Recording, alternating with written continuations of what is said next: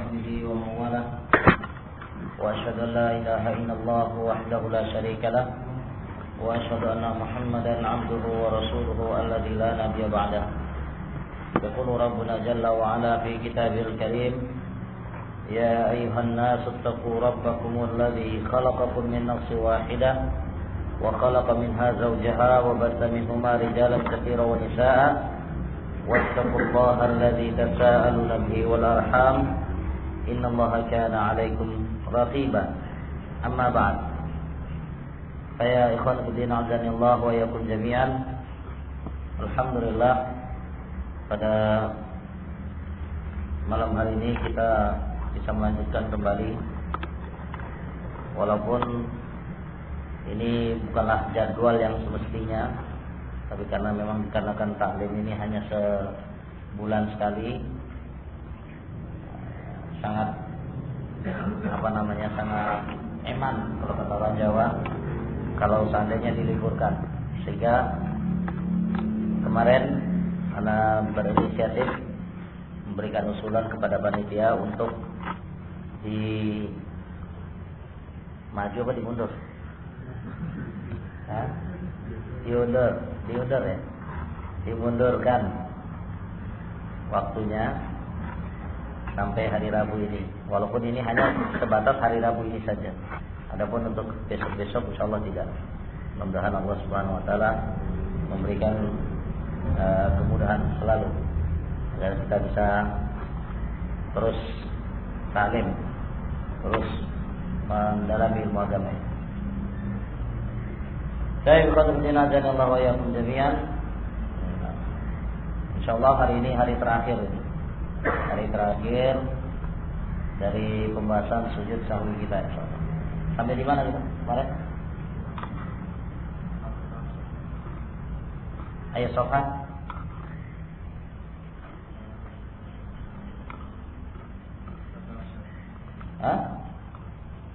Kita ada khulafah. Baik, al-khulafah. Kita sampai di sini. Baik. Qala rahimahullah taala wal khulafatu, kata beliau, dan ringkasan dari apa yang telah beliau sampaikan kemarin sampai dengan saat sekarang ini. Ringkasannya kata beliau, yatabayyanu lana mimma sabab, telah jelas bagi kita apa yang telah kita pelajari dari pelajaran-pelajaran yang telah lalu sebagaimana berikut ini, kata beliau. Anna sujud sahwi taratan yakunu qabla salami wa taratan yakunu ba'dahu. Bahwasanya sujud sahwi kadangkala dilakukan sebelum salam dan kadangkala pula dilakukan setelah salam. Ini kata beliau. Jadi kesimpulan dari yang telah beliau sampaikan panjang lebar, bahwasanya sujud sahwi itu terletak pada dua tempat. Ada kalanya dilakukan setelah salam dan ada kalanya pula dilakukan sebelum salam. Ini ringkasan. Kemudian dirinci lagi oleh beliau ringkasan tadi. Qal, kata beliau, fayakunu qabla salami fi mawdi'aini. Maka sujud sahwi yang dilakukan sebelum salam terletak pada dua tempat. Sujud sahwi yang dilakukan sebelum salam terletak pada dua tempat, fi mawdi'ain. Al-awwal, yang pertama, idza kana an nafsin, apabila terjadi pengurangan di dalam salatnya. Ingat, pengurangan, penambahan ini bermula atau berawal dari apa?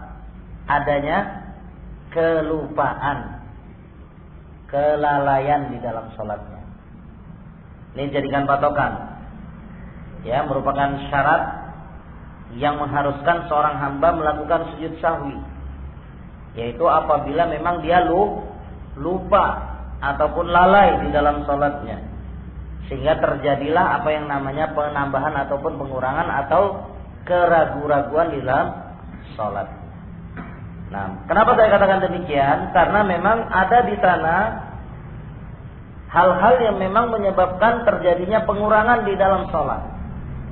Akan tetapi tidak dilandasi di atas kelupaan. Bisa jadi memang karena dia terlambat. Nah, atau bisa jadi memang karena dia sengaja melakukannya, karena main-main, mutala'ib. Maka hal yang demikian ini tidak termasuk pada pembahasan sujud sahwi. Bisa dipahami? Tidak termasuk dalam pembahasan sujud sahwi. Nah, kalau orang yang mutala'ib, jelas perbuatannya ini menyebabkan batal sholatnya. Beda halnya kalau orang yang terlambat, bisa jadi terlambat membaca bacaan-bacaan yang wajib, atau terlambat membaca bacaan-bacaan yang rukun. Nah, kalau terlambat dalam membaca bacaan yang wajib, maka dia tidak, kalau memang dia terlambat tidak disengaja di situ. Nah, ini lain hal hukumnya. Lain hukumnya nanti. Akan tetapi kalau seandainya memang dia terlambat membaca bacaan yang rukun, apa yang harus dia lakukan? Dia harus mengulang kembali rakaat dari bacaan rukun atau gerakan ataupun bacaan rukun yang dia tinggalkan. Seperti halnya sholat, dia pada rakaat yang ketiga atau rakaat yang kedua lupa baca surat bukan lupa ya. Dia terlambat membaca surat Al-Fatihah. Kalau dia terlambat membaca surat Al-Fatihah, apa yang harus dia lakukan? Satu pembahasan yang kita sebutkan bahwasanya dia bukan termasuk dalam pembahasan sujud sahwi. Yang kedua yang harus dia lakukan, dia harus mengulang kembali, menambah satu rakaat dari rakaat surat Al-Fatihah yang dia tidak baca. Jadi paham? Nah, itu jadikan patokan. Dia harus mengulang kembali. Wallahu a'lam bishawab. Ini yang disebutkan oleh para ulama kepada kita semua. Baik. Kalau kata beliau, kita kembali dari pembahasannya tadi, bahwasanya terjadinya sujud sahwi sebelum salam, yang pertama adalah idza kana an naqsin, apabila terjadi pengurangan di dalam salatnya. Li hadits Abdullah bin Buhainah radhiyallahu anhu anna Nabiy sallallahu alaihi wasallam sajada lis-sahwi qabla salam hina taraka at-tashahhudil ula atau at-tashahhudil awwal. Berdasarkan hadits Abdullah bin Buhainah radhiyallahu taala anhu, bahwasanya Nabi sallallahu alaihi wasallam melakukan sujud sahwi sebelum salam ketika beliau meninggalkan tasyahud awal. Yani ketika beliau tidak melakukan tasyahud awal. Apa hukumnya tasyahud awal? Wajib. Landasannya apa? Kenapa ketika itu Rasulullah SAW melakukan sujud sahwi? Karena lupa. Kenapa dilakukan sebelum salam? Karena dia mengurangi salah satu gerakan sholat yang wajib. Ini kata beliau. Wa sabaqa dzikrul hadits bilafzihi, dan telah berlalu penyebutan hadis secara lafadznya. Telah berlalu penyebutan hadis secara lafadznya yang disebutkan dalam pembahasan yang telah lalu. Ini yang pertama. Kemudian yang kedua, sujud sahwi sebelum salam dilakukan idza kana an syakkin lam yatarajjah fihi ahadul amrayn. Yang kedua kata beliau, apabila memang ketika itu dia ragu di dalam sholatnya dan dia tidak bisa menguatkan salah satu dari keraguan yang ada pada dirinya ketika dia sholat tadi. Nah, dia tidak bisa merojihkan, tidak bisa menguatkan salah satu dari apa yang dia ragukan. Nah, maka dia diperintahkan untuk melakukan sujud sahwi sebelum salam. Li hadits Abi Sa'id Al-Khudri radhiyallahu taala anhu. Berdasarkan hadis Abi Sa'id Al-Khudri radhiyallahu taala anhu, fi man syakka fi salatihi falam yudrik kam shalla thalathan am arba'an, haitsu amarahu an-nabiy sallallahu alaihi wasallam an yasjuda sajdataini qabla an yusallima wa sabaqa dzikrul hadits bilafzi. Berdasarkan hadis Abi Sa'id Al-Khudri radhiyallahu taala anhu tentang orang yang ketika itu ragu di dalam salatnya dan dia falam yadri dan dia tidak mengetahui, dia tidak tahu apakah ketika itu dia salat 3 rakaat atau 4 rakaat. Kam shalah, dia tidak tahu berapa rakaat dia salat, 3 atau 4. Haitsu yang mana ketika itu amarahun Nabi sallallahu alaihi wasallam. Nabi sallallahu alaihi wasallam memerintahkan kepada dia agar dia sujud 2 kali sujud qabla an yusallima, sebelum salam. Wa sabaqa dzikrul hadits bilafzihi, dan telah dijelaskan, telah berlalu penjelasannya atau penyebutan tentang lafaz hadis secara rinci. Ini kata beliau. Jadi 2 keadaan, 2 tempat seseorang diperintahkan untuk melakukan sujud sahwi sebelum salam. Yang pertama, apabila dia melakukan pengurangan di dalam salat. Yang kedua, apabila dia ragu dan tidak bisa menguatkan salah satu keraguan yang ada pada dirinya ketika dia salat. Nah, hadis yang pertama adalah hadisnya siapa? Abdullah bin Buhainah. Cukup ini sebenarnya. Hadis yang kedua adalah hadisnya Abi Sa'id Al-Khudri radhiyallahu taala. Ini yang disebutkan oleh beliau dari kesimpulan yang pertama. Kemudian yang kedua, wa yakunu sujudus sahwi ba'da salami fi mawdi'in. Dan sujud sahwi dilakukan setelah salam pada 2 tempat. Sujud sahwi dilakukan setelah salam pada 2 tempat. Al-awwal, yang pertama kata beliau, idza kana an ziyadatin, apabila ketika itu dia melakukan penambahan di dalam salat. Li hadits Abdullah bin Mas'ud radhiyallahu taala anhu, hina shalla an-nabiy sallallahu alaihi wasallam adh-dhuhra 5 fadhakaruhu ba'da salam fasajada sajdataini thumma sallam wa lam yatabayyan anna sujudahu ba'da salam min ajli annahu lam ya'lam biziyadah illa ba'dahu, fadalla ala umumil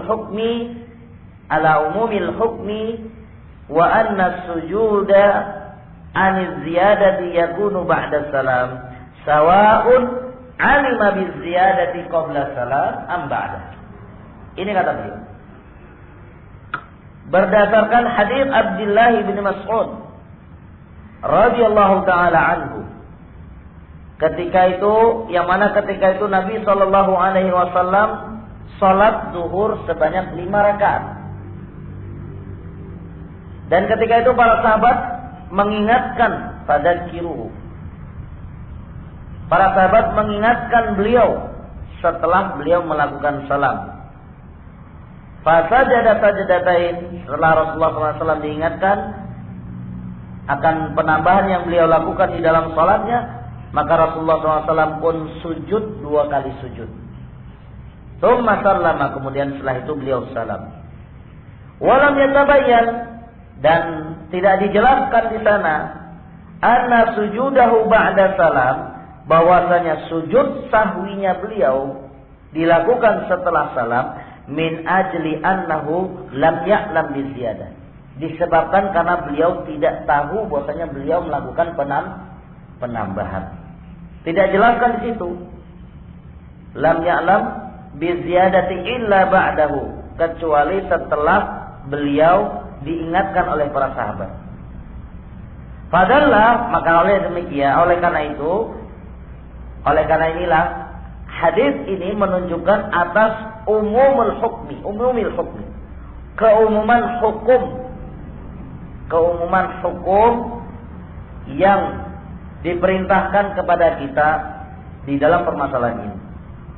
Yani hadis yang ketika itu Rasulullah sallallahu alaihi wasallam melakukan sujud sahwi setelah salam, ini hadis yang umum kata beliau. Hukumnya adalah umum.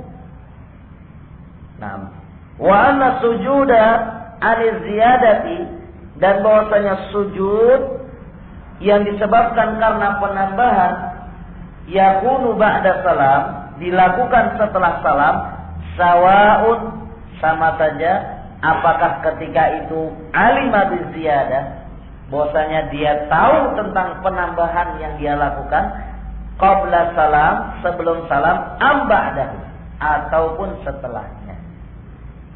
Nah, jadi maksudnya di sini lam ya'lam bi ziyadati illa ba'dahu.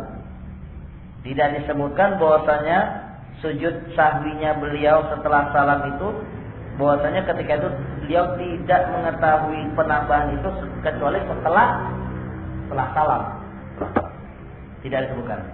Jadi ya beliau mengambil kesimpulan di sini keumuman hadis di atas, bahwasanya sujud sahwi yang dilakukan setelah salam, apakah terjadinya penambahan itu sebelum diingatkannya sebelum salamnya si imam, ataukah setelah salamnya si imam, sama saja tetap dilakukan sujud sahwi itu setelah salam, karena memang hukumnya umum. Ini kata beliau.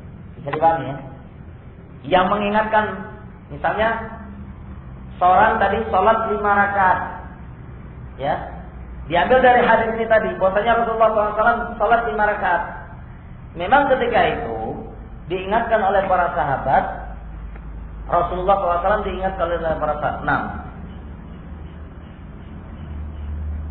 Rasulullah SAW diingatkan oleh para sahabat setelah beliau melakukan, setelah beliau salam.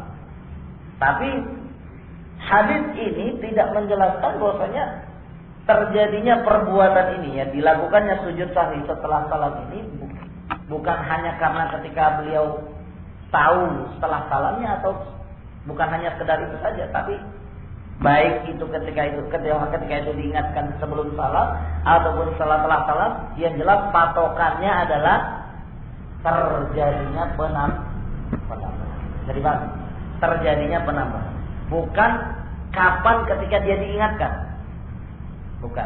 Tapi yang diinginkan di sini adalah memang patokannya sang imam ataupun orang yang sholat itu tadi, dia melakukan penambahan, maka dia diperintahkan untuk sujud sahwi setelah salam. Ini maksudnya.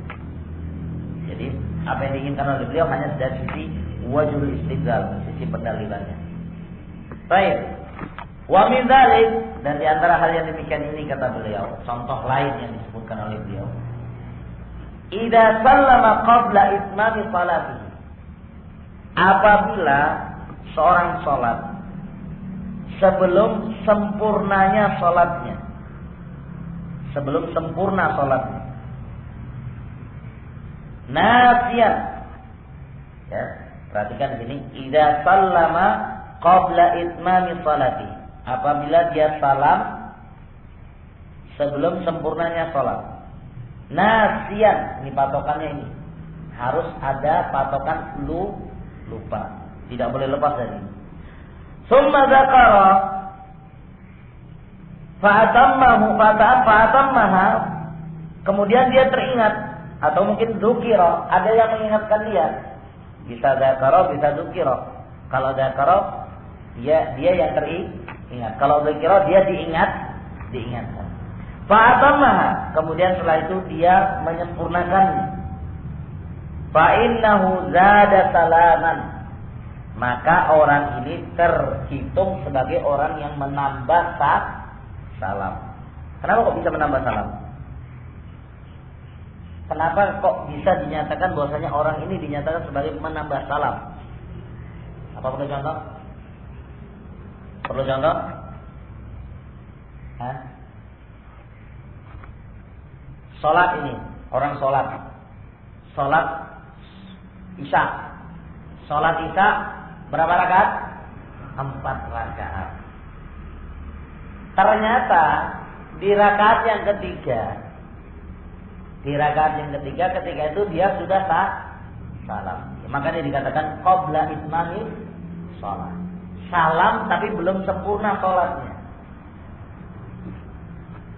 Terus dia diingatkan atau dia ingat bahwasanya dia kurang 1 rakaat lagi.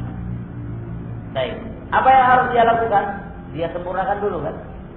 Dia sempurnakan. Ingat, salam sebelum sempurnanya sholat ini masuk dalam penambahan atau pengurangan? Penambahan. Kenapa dinyatakan sebagai penambahan? Nah, lupa. Karena dia menambah salam yang seharusnya berapa salam dalam satu sholat? 1 kali salam. Tapi ternyata dia menambah 2 kali salam. Bisa dipahami? Nah, diberitakan dia untuk menambah, menyempurnakan sholatnya. Nah, maka kata beliau, fa innahu zada salaman. Orang ini terkategori sebagai orang yang menambah salam. Walaupun memang sholatnya kurang, tapi karena dia belum waktunya salam, dia sudah salam. Nah, itu dia menambah salam. Nah, kita ulangi lagi. Fa innahu zada salaman fi asna'i salatihi. Maka orang ini terhitung orang yang menambah salam di dalam salat. Di pertengahan salatnya. Fi asna'i salatihi. Di pertengahan salat. Apa yang harus dia lakukan? Fa yasjudu ba'da salami. Maka yang diperintahkan kepada dia adalah hendaknya dia sujud setelah salam. Sujud apa maksudnya di sini? Sujud sahwi. Li hadits Abi Hurairah radhiyallahu taala anhu, berdasarkan hadis Abi Hurairah radhiyallahu taala anhu, hina sallama an-nabiy sallallahu alaihi wasallam fi salati adh-dhuhri aw al-'asr. Ketika itu Rasulullah sallallahu alaihi wasallam pernah salam pada salat zuhur ataupun salat asar min rak'ataini, pada rakaat yang kedua. Beliau salam pada rakaat yang kedua. Fadzakaruhu, maka ketika itu para sahabat pun mengingatkan beliau.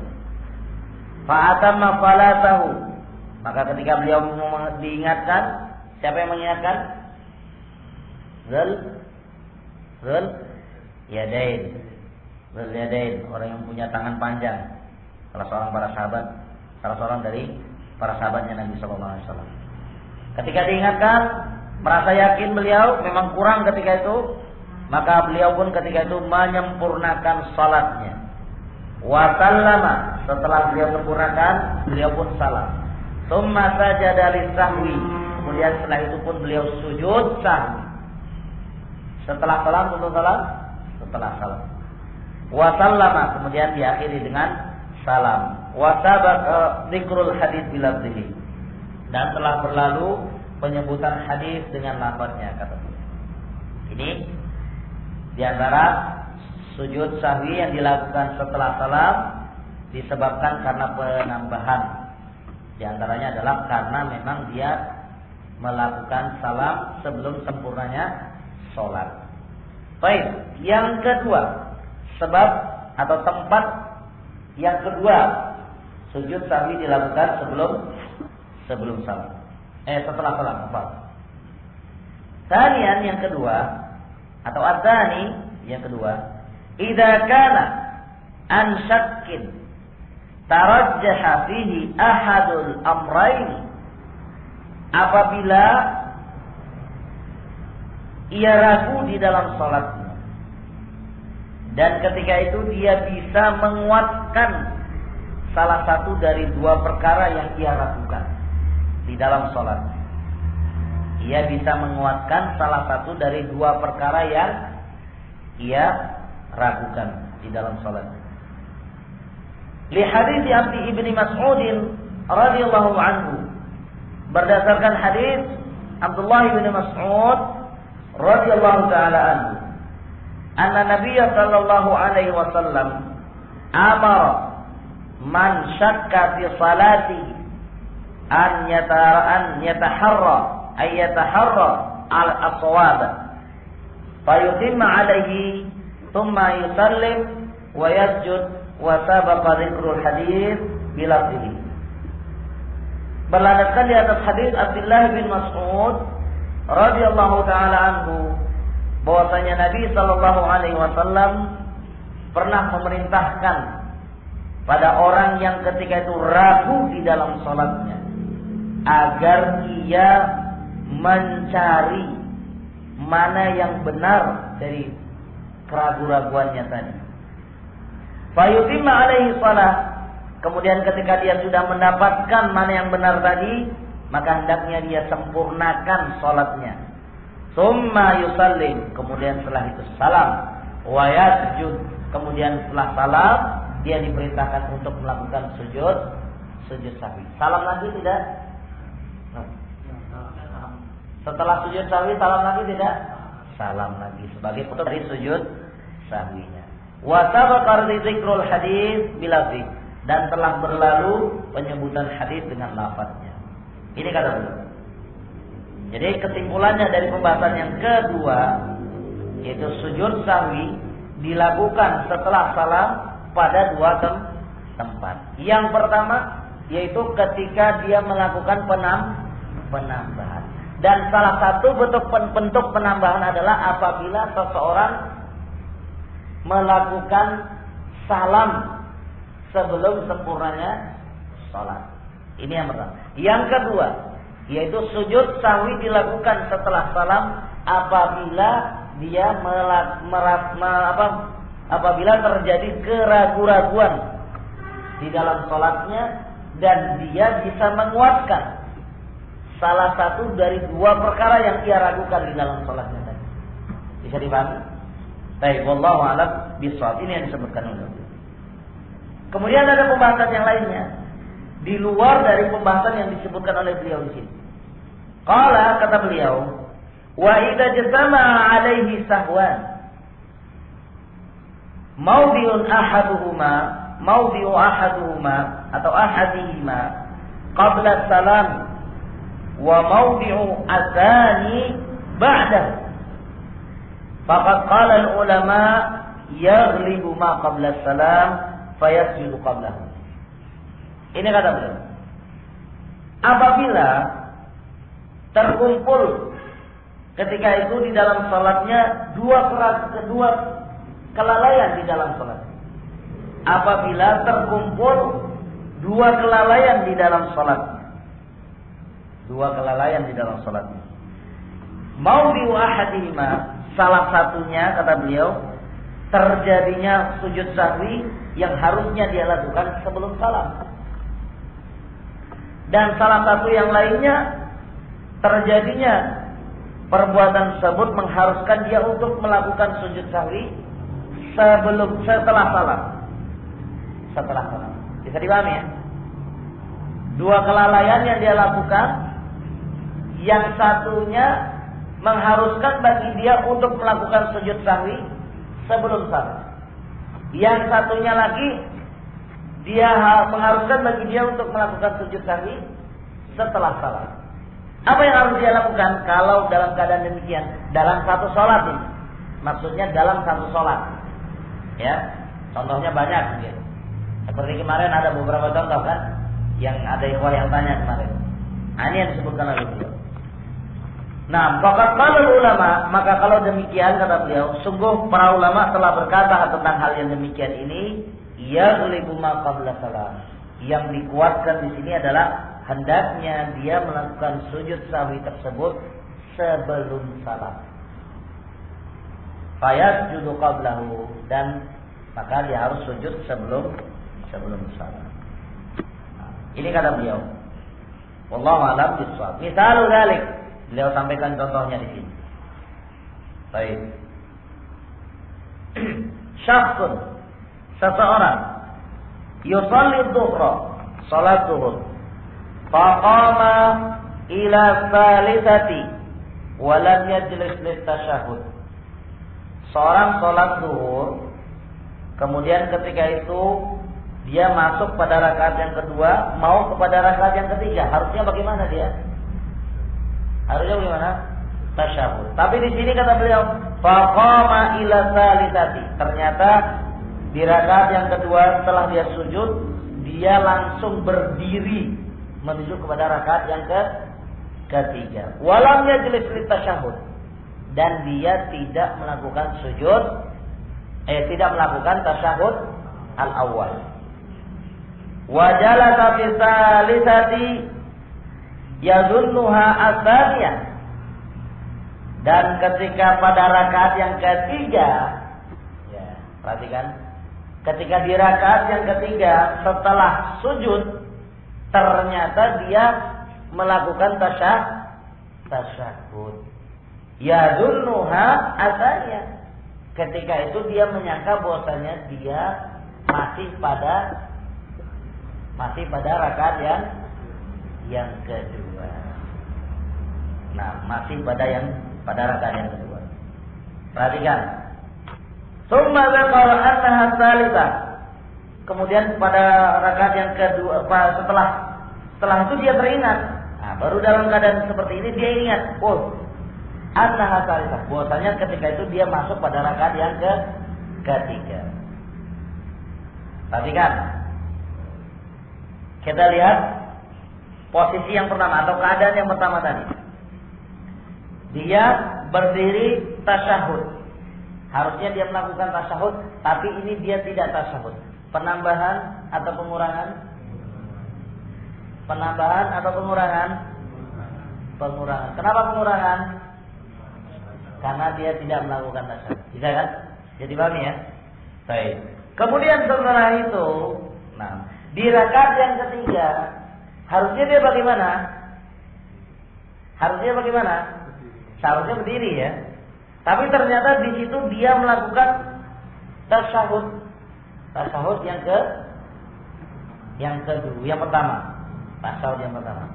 Dengan anggapan bahwasanya dia menyangka bahwasanya ketika itu dia masih pada rakaat yang kedua. Baik, masuknya mana? Penambahan. Masuk yang mana ini? Penambahan. Lah, keraguan-raguan. Ragu yang bisa dia kuasa. Benar. Mana? Yang disebutkan di sini dia bisa menguatkan keraguan-raguannya.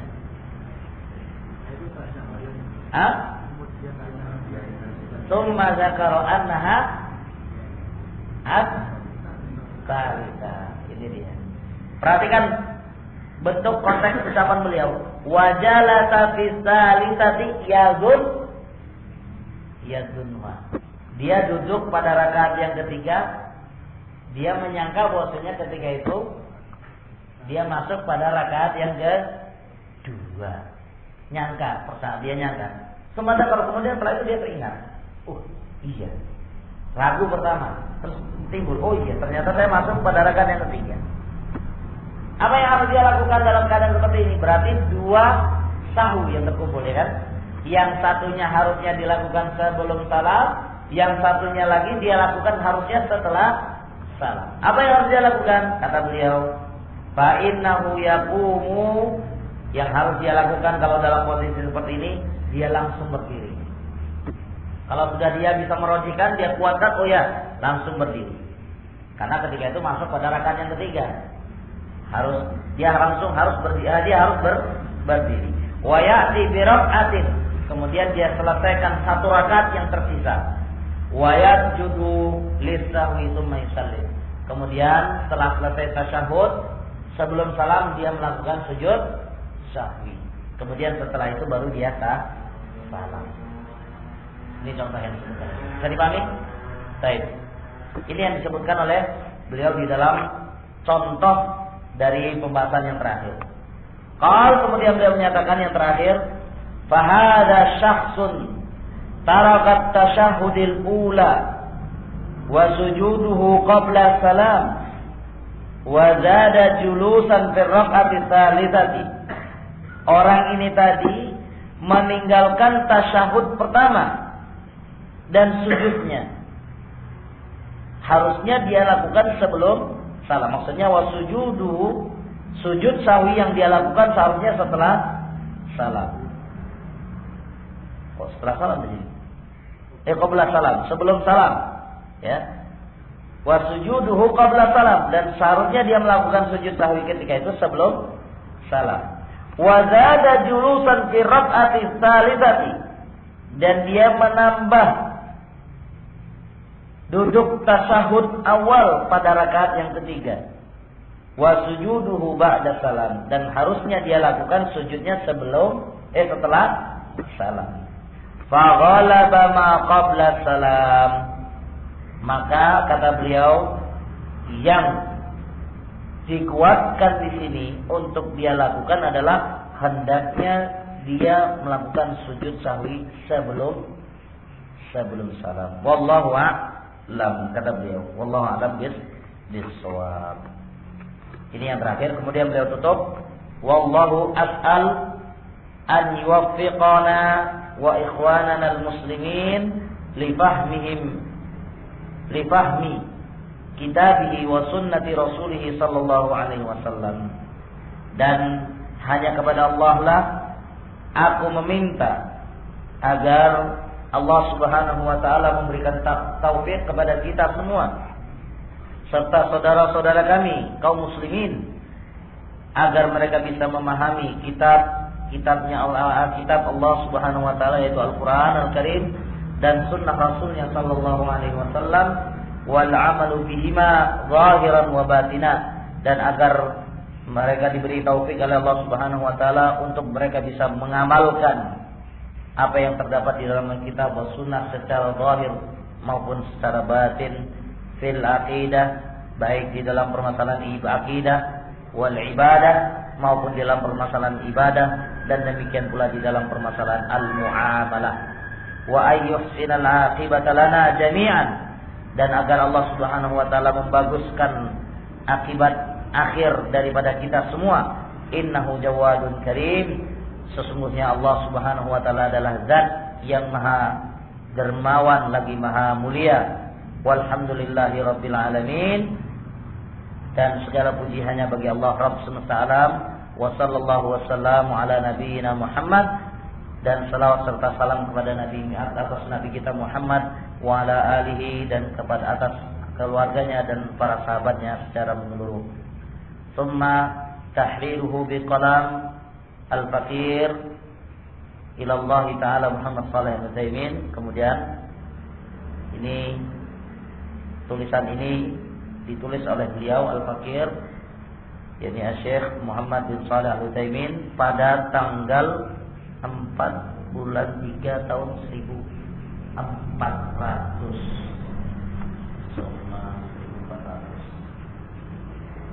Berarti awal kitab ini ditulis oleh beliau pada tahun 1400 dan dicetak pada tahun 1412. 12 tahun setelahnya baru dicetak.